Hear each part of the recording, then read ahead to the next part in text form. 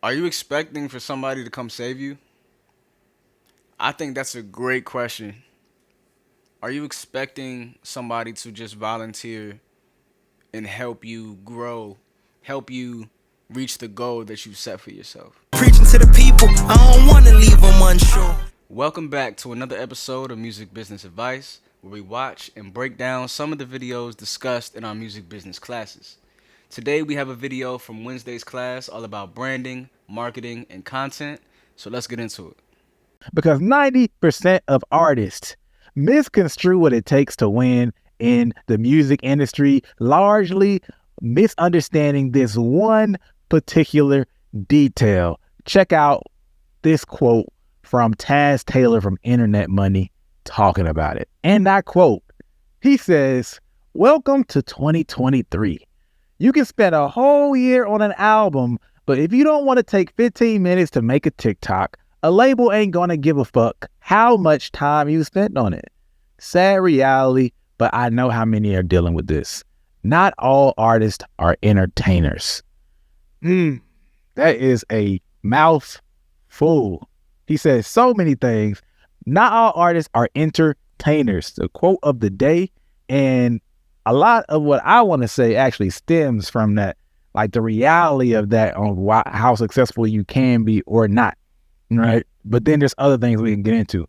Most artists don't understand that the value that comes from how they capitalize on their work is not from the music itself in most cases. It actually is in the entertainment value. Yeah. Right? And it's weird because, yes, we're musicians, so they come for us because of our music. They come for us because they find our music entertaining. You know what I mean? And if we look at the people who last the longest in the game and do the best, all of them are entertainers. Attention is currency.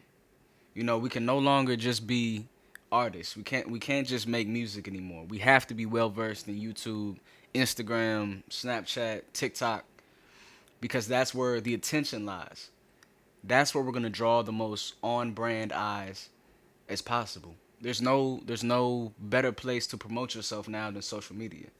Even if the music you make is laid back and chill, you can't be laid back and chill when it comes time to promote your art.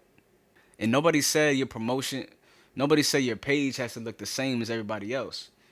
Choose your own aesthetic, choose when you want to post, your own publishing method, the type of content, the format, customize it. Make it unique to you. Skipping your video on YouTube, right? Or skipping your song on Spotify. All of this is just an attention economy. And now that you have them listening to your music or consuming your brand, whatever way, you can then continue to monetize. And since you can monetize, companies and publications are going to continue to support you and can figure out how they can cap off of your name because you are entertaining and you're grabbing attention. That is the game. So not all artists being entertainers, that is a fact. But also you got to acknowledge artists don't respect the fact that many of the things, what many of them want actually requires you to be an entertainer. You don't have to be an entertainer to be successful in music, right? There's plenty of people who are making good money behind the scenes or with careers that aren't necessarily like commercial and entertainment on that, like and they're winning by their own account.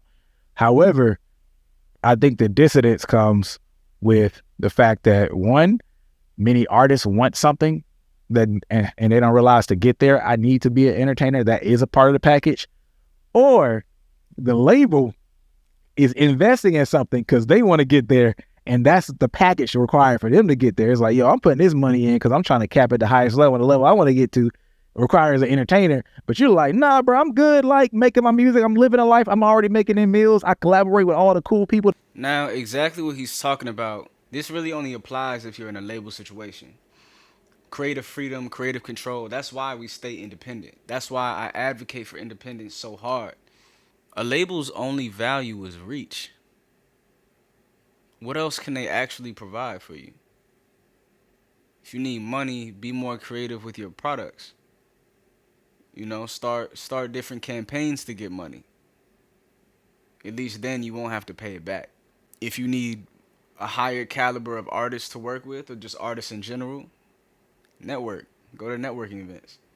Build your contact list that way. I think artists nowadays are just afraid of hard work.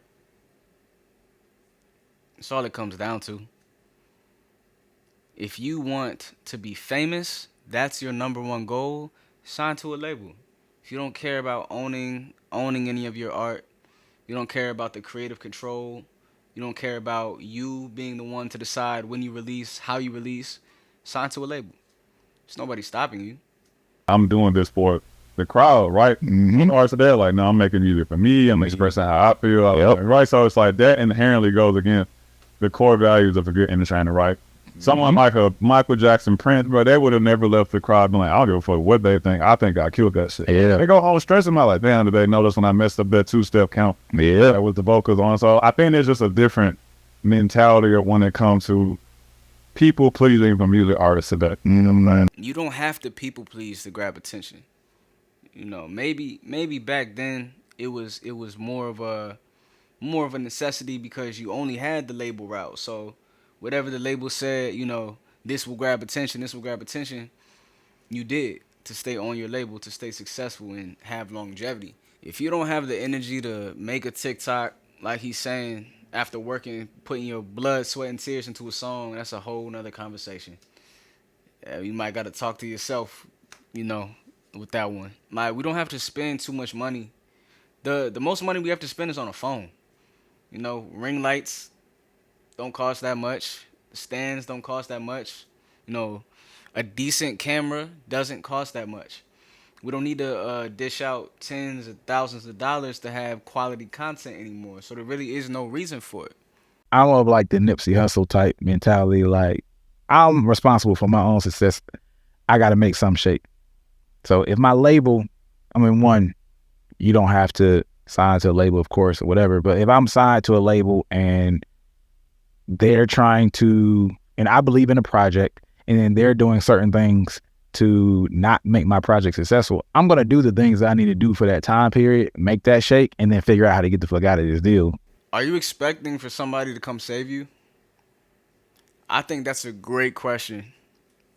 Are you expecting somebody to just volunteer and help you grow, help you reach the goal that you set for yourself? You know, some people, some people are on point and they know what they need to do and they're willing to put in the work, but some people are not. And I think you just need to be real with yourself before you get in too deep. Are you someone who's willing to work for the goals that you set for yourself?